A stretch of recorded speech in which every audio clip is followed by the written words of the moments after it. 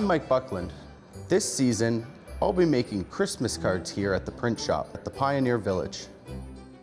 Christmas cards were an important tradition in the 1860s. It was one of the few ways for people to communicate with one another. Especially here in Canada, we have a land of a lot of immigrants that have come from far across the world. Sending a greeting card might be one of the few ways to communicate with those that you love, especially at the holiday season, to send good wishes and things like that.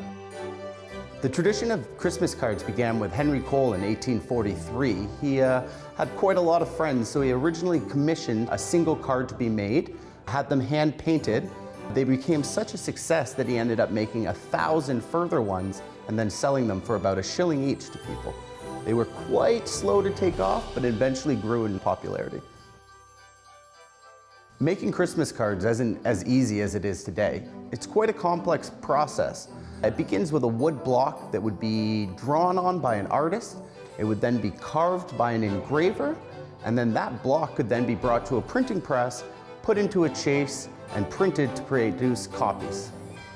So when we're printing Christmas cards, we would use potentially a Washington flatbed press like this. From the 1820s, we can crank it open, and we have whatever we want to print laid out here in what we call a chase. We'll take this roller, and we'll collect some ink, some very sticky ink off this stone, and start rolling it on.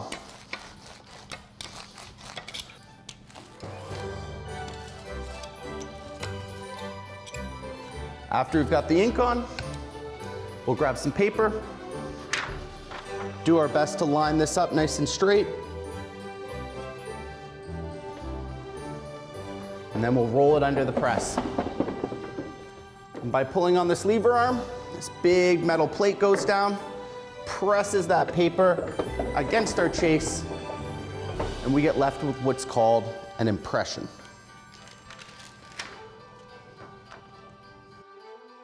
I love seeing people's faces when they get the cards I make for them. I'm happy just knowing that the work I do brings happiness to others this Christmas season.